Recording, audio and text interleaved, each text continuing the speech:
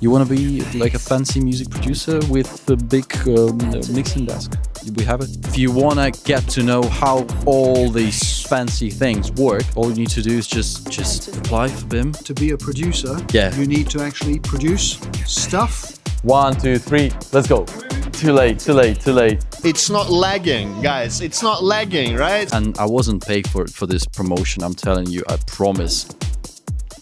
Right guys, so this is episode 2 of Slavko Flashbacks, and in this episode I'm gonna show you around BIMM, the university I'm studying in. This is the Music Institute, and hopefully it's gonna be useful for young DJs and producers who've been asking me how to get started in the music industry. Also in this episode we will do the unpacking of the brand new Alpha Theta CDJ 3000X, the brand new DJ equipment that has just been released. So let's go. Okay, the lovely area of Fulham and Chelsea. I'm a bit worried about holding my phone like that actually, because we're in London. I'm super excited. Well, it's been 4 months since I last saw all my mates from the uni. Here is the cafe where students can chill. And here is the uni itself. See, we have a flag. It's my first day, but I already forgot the linea that I'm supposed to wear, because apparently you cannot get inside without the linea. I'm gonna go and ask for the temporary one. So it didn't go as smooth. They said that I only have like 4 strikes during the semester. I have only 3 left. This is what the uni looks like actually. I'll give you a more detailed tour, but for now, I have to go to my first lecture. This is our first lecture of the new semester. Here is what our lecture room looks like, and this is the art of mastering.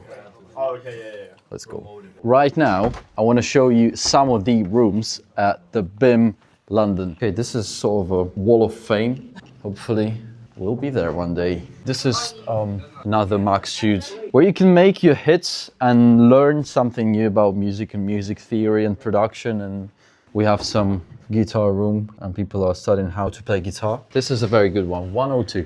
These studios, you can actually book these studios, and this is where most of the students make their music when they have a free time from their lectures or just any other day. It's available for booking. All you need to do is just go on the website, check if it's free, and book it for free. Go there, collaborate, work, do whatever you need to work. We have cooler, and here you can... Nice. Here on this board you can hang any poster, any advertisement. Yeah, let's say you have an event in London, like I did it myself. You just print the posters out. Here is a printer over there. You can do it for free, and then you just hang your poster there. Other students will see it and come to your event. Or maybe you're looking for a guitarist or keyboard player, whatever. We are back. It's second day. I want to introduce you to my little video blog. Sup to DJ Slavko. We are BIMM. Let's go. BIMM. Very nice, very nice. Look at this. This is apparently biggest recording studio. The first look at the studio at BIMM London. The studio is called 205. We're in the listening space where the recording engineer and mixing engineer working from. I know it might sound and look very confusing. However, when you get to BIMM, they'll walk you through the process of recording and working in this studio. They'll get you to know the equipment, the hardware that you're working with. And here we have Christian. Hello. Okay, I'm Christian Hewan. I'm the course leader for the music production degree here at BIMM in London. We're going to show you around the facilities. Yeah, biggest recording it's studio. the biggest recording studio that we have on site at BIMM, where you can record musicians in a dedicated room next door.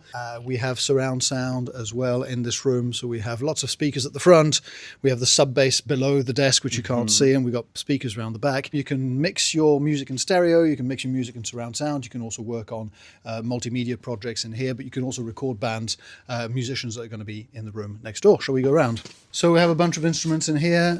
We'll have a Hammond organ, we have a upright piano, and we've got a range of guitar and bass amps and cabinets here to choose from, so where the musicians can pick their sound of choice, and then of course a drum kit as well right here, and some percussion. There's a bunch of other things you can get from the basement facilities desk, where you can get acoustic guitars and various other things, and of course we have a dedicated synthesizers room for the more electronic production side of things. So this is an Audient.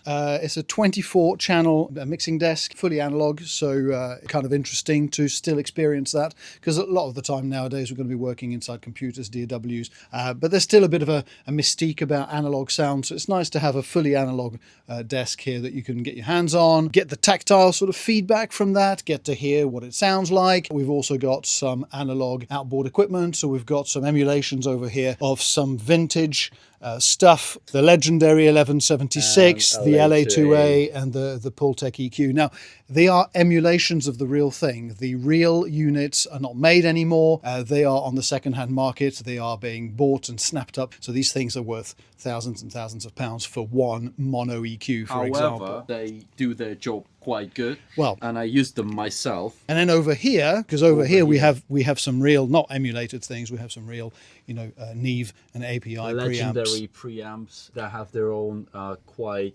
characteristic sound. Absolutely. You can plug your microphones directly into these preamps and hear what that does to your sound. All the stuff in this room will have an input and an output on this patch bay, and it will allow you to then decide if you want to go from one thing through the desk into the computer or directly from a thing into the computer. Maybe you can group things together to process them together as a whole, so you can get a bunch of channels out of your computer, down the mixing desk, mix them together into a stereo subgroup. Then you can send the stereo mix to one of our compressors, compress that in the analog domain as a stereo thing, and record it all the way back into the computer. So your recorded tracks in the computer will go through stages of analog processing, both mono, grouped, stereo, and so on, and you record that back into the computer. All of that might sound quite terrifying, and I get you. When I first got into this room, I was like quite terrified, because I remember it was an open day. I had a look at this crazy big mixing desk, all of these compressors, knobs and everything. I was lost. Thought I would never even get an idea of how it works. However, your lecturers,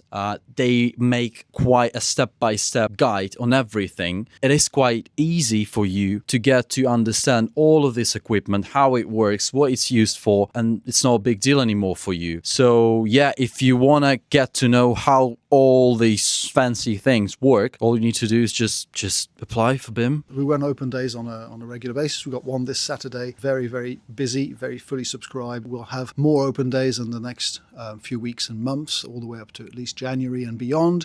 So do get in touch. Otherwise, we've got the website, bim.ac.uk, where you can have a look at the course content and all the rest of it. But I really recommend you come and speak to us. Come and see us here in London, in Fulham, southwest London. Get to meet myself, team, the lecturers, have a look around the facilities, get your hands on as well. Yeah, if you like it and it's for you, then we look forward to seeing you for some more fun. What I really like about BIMM, you don't have to be someone special to get into BIMM. However, as soon as you get into BIMM, your skill just goes up. And I wasn't paid for this promotion, I'm telling you, I promise. It's my own... It's a crime, actually, because you're doing a fantastic job. Slavko just basically said to me, I want to record a video in the studio. Do you want to pop in and say a few words? And I'm like, cool. And I'm like, you should be paid for that. Yeah, I just want to give back to my uni, because, well, I've been getting so many inquiries actually from people asking, how do you make this music? To be fair, I didn't know how to make music before I got into BIMM. Well, that's not entirely true. Oh, you did some great things, no? I had some people helping me with it. Oh, okay. Frankly speaking. You heard it here first. Yeah. The only place where I truly started to make music was at BIMM. Yeah. I remember it was my first year. I started doing some remixes, some demos, some ideas. It went nowhere. I got to some point when I was able to make my first official releases. And there's a very interesting saying, which is, to be a producer, yeah, you need to actually produce stuff. Exactly. And you need to get it produced and finished and get it out there. Even if it's not, maybe the best work you've done, it's good to just do stuff and put it out there, because the more you do, the better you get at it. You have no other option but to make music, because you will have your assignments. Even if you're afraid for other people to listen to your music, our lecturers, they will not judge you. They will not say that you're shit. If it's not what you would like to do, you have your reference sound. If you're unable to achieve that in your first year, that's totally normal. I couldn't achieve it. I don't know if I achieved it even by now. I think what we do is we try to create a safe space where we're all friends. You know, it's okay, and we're not going to judge each other. It's all good. What is it that you want to be making? What do you want your tunes to sound like? How good do you want them to be? And how can we help you get to that? Your music can be something that will connect with millions of people, or it can be something that connects with a few hundred people or a few thousand people. We're not here to judge on whether your music is commercial, not commercial, good enough, not good enough. We just want to help you achieve the results that you want to achieve. And you just tell us what sort of thing you're into, and we'll guide you into how to get better at doing that. You know, you might discover for yourself that some things that you do are more popular than others, and you might decide to go that way or the other, but that is entirely up to you. It's totally fine. This studio is called 204. Each studio is actually numbered in this building. It's my favorite studio in BIMM, actually. It's a smaller room, but it's more focused in sort of what you might need as a musician or as a music producer. It's just stereo. We don't have all the fancy surround sound. It's a smaller desk as well, so it's easier to get your head around. Through here, you can have your musicians. You have visual contact directly. It's not through a video screen. It's a small booth, but that's often enough to just have a vocalist, a guitarist, or what have you that you're recording. You know, so if you just want to record a vocal on top of your track, your backing track, your stems in here, and then you just record your vocals on top of that. Very nice, compact, focused studio for basic needs. It still has analog mixing desk. That's right. Fully analog, slightly smaller, 16 channels on here. We've got a nice Focusrite channel as well. The Focusrite channel is great because you got everything you need in one box. The vocals for tonight, they were run through this compressor. Boom, boom, there you go. There you go, right there. Recorded with this desk. Preamps down here as well, and some digital effects and what have you. Small, but powerful. You don't have to be a dance music producer. You can be indie music producer, you can be a live musician at the same time. It's totally fine. We have the drum kit, many different guitar amps and bass amps, and this beautiful keyboard I played on it is nice. It's what stops you? What stops you from making your own music and getting into BIMM and having access to all of it? Actually, most of the time you can just come in and do your stuff. Here you go. You want to be like a fancy music producer with a big mixing desk? We have it. Listen up, people. So in your streaming platforms, whether it's Apple Music or other streaming platforms, Spotify and what have you, there is an increased demand from the platform and from the record labels to provide music in Dolby Atmos. Dolby Atmos is a new format, getting a lot of traction now because all the major labels are behind it and all the streaming platforms are behind it. What the labels want is Dolby Atmos music that they can put onto the streaming platform so that people can hear it. Now, what is Dolby Atmos? Well, it's the next evolution of surround sound. So what you have here is speakers in the ceiling, front and back. So when you're sitting here, you've got music above you in front and behind you. You've got a sort of 7.1 setup. So you've got 3 speakers at the front and then 2 on each side behind you. And you've got the sub bass under there. So it's a wicked sounding system. We've got some really, really good speakers here from PMC that were really very nice to us in setting up this room. And the room is Dolby certified. Quick look at the plaque that you have on the front there. So when you come here, what you can do is you're going to learn how to make your music in this format. You don't have to, but like I said, it's something that's increasingly becoming in demand, and having the skills to do that will make you more successful because your music will be streaming ready. It is rumored that the streaming platforms like Apple Music will refuse to have anything on there that doesn't have Atmos content in the next year or so. Wow, I didn't know that. So it's about having the skills to make your music in this format. It doesn't have to be too fancy. The great thing about this format is that you can then mix it down to, you can have it like surround sound in your earphones. If you're just listening to music in your earbuds, it will reproduce the spatialness that you get from all these speakers in your earbuds in a sort of simulated way. And you can also listen to your music in standard stereo if you want. And all of that can be all included into one file. You can charge for it, or you don't have to pay someone else to do it for you. So it's great. So we have this. We're very proud of this room. It looks great. It sounds great. And we are really teaching people the cutting edge of what the music industry is right now and the future.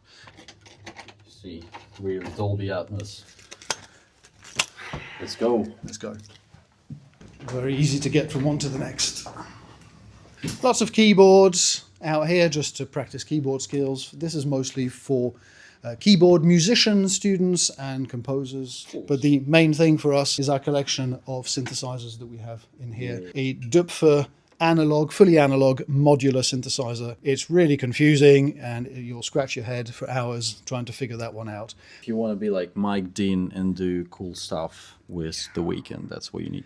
That's exactly right. And then we've got a bunch of other things here. We've got a micro Korg, the Behringer DeepMind 12. It's an emulation of the classic Roland Juno 60s. Has a beautiful sound. I played it and immediately I thought, oh, hang on. That does have Sounds that sound, good, that yeah. rich analog It's not analog, it's digital, but it has managed to emulate that rich analog tone. Then we've got a little mini Yamaha DX, sort of digital synth, FM synthesis. And then this one's actually, I find this even more fun, the Yamaha CS. This one's got lots of different types of synthesis built in. You just choose the oscillator type and it'll go from subtractive to FM to phase distortion or whatnot. And there's lots of different styles and flavors you can get just from this little compact little keyboard. There's no screens or menus, it's all tactile. And then over here we've got the Korg MS-20 Mini, absolute classic from the 70s, but this is the mini version from Korg. With advances in technology, they've been able to miniaturize, but it sounds great. Over here we have some Korg Volcas. They're cheap, they're portable, they're battery operated if you want them to, so you can have them with you on the move. You've got the FM one and you've got the bass one. It's a bit like a TB303 if you guys have heard of that. That's what started the Acid House. That's what started Acid House, absolutely that. The Moog Mother 32, so this is the legendary Moog synthesizer maker. This is the Mother 32, and it's just got that classic analog Moog sound on that. It's rich, fat. The bass on this is really warm and big. Whereas on the Korg, for example, you have a different type of filter. It sounds super interesting, but completely different. It's a lot thinner, but it's more aggressive. The resonance peak distorts, and you get some really nasty, aggressive, squelchy sounds out of that. You know, it's about exploring those things in the analog domain as well, so that when you go back to your DAW and you're using plugins, you kind of know, you know, where it all started, what the original stuff sounded like, and, you know, how the plugins are competing with that. Another good thing, you can just get into this room, just hack around with the synth, make your own stuff, record it, and then make a record out of it. I mean, where else can you get the access to all of that cool stuff? And don't worry, they'll teach you how to use that, because I know it's confusing as hell, but you'll be fine. Some crazy statistics from Nemo. He's going big in the UK garage scene right now. Go and check out Facile. How would you pronounce it? Facile. Go check out his single on D&B All Stars. Thank you. We are going to Canary Wharf to unpack and have a first look and touch on the brand new CDJ 3000X. There will be a DJ school at Canary Wharf where you can go, and I'll be teaching there as well. You always see the first steps of setting up the new DJ school in London based in Canary Wharf. So the equipment just came and we will unpack it for you. We'll show you the whole process and the new look of the new CDJs. Transition.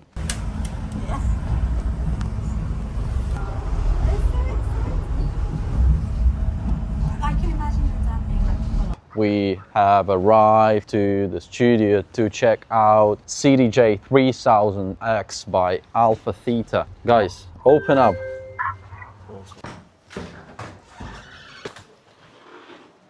What's up? It's an honor to be in this vlog. Let's go. This is Anton Rock. I'm the regular one. Look at that. This one have just James Hype. Let's go. Yeah, just two people had it.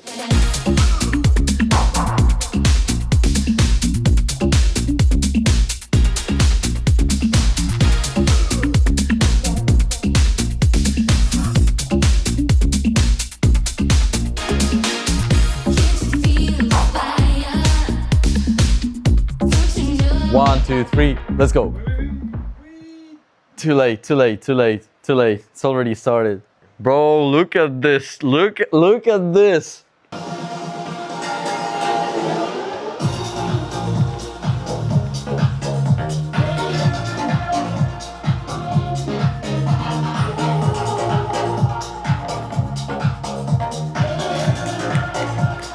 Trying to find that new feature with like gate Q.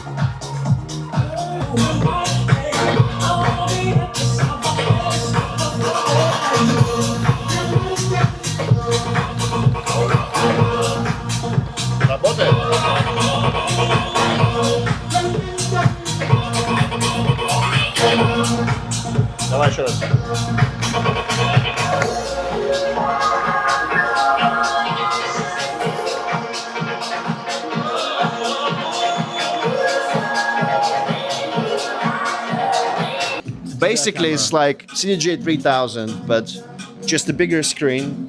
Feels a little bit nicer, but I don't know if it really feels nicer or it's just me enjoying the new equipment. Yeah, the screen is bigger. Bitch, I said what I said.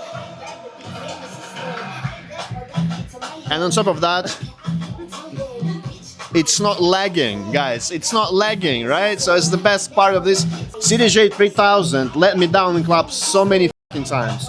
When they try to jump on the cue points, middle of the set, or whatever, do things with any of the cue points, they fixed the biggest problem with the CDJ 3000 is if you're not doing any tricks and if you're not doing any aggressive mixing or active mixing, you probably would never ever feel that and you would like enjoy playing on the 3000s. But in the mid set, I do a lot of cue jumps. Slavko working a lot with the acapellas. And sometimes the previous equipment let us down. But this one seems to be so fucking smooth. Just basically awesome. And the screen quality is better as well. Screen quality is amazing. It's darker. It doesn't look cheap as in the previous model. But so far so good, guys. That's very good.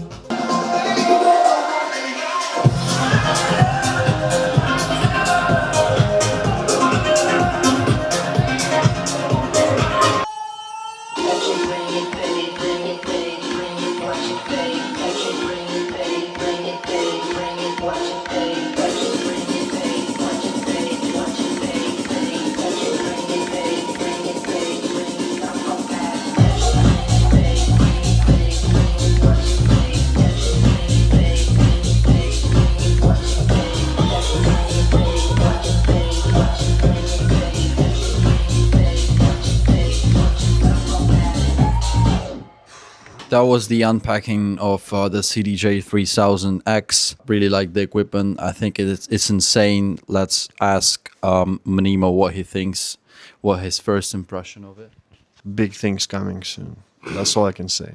Yeah, bedroom DJs first touched the actual equipment. 3000X. Big up. Thanks for watching this episode of my video vlog. And see you in a week or two. I don't know. Ooh, big things coming soon. Let's go.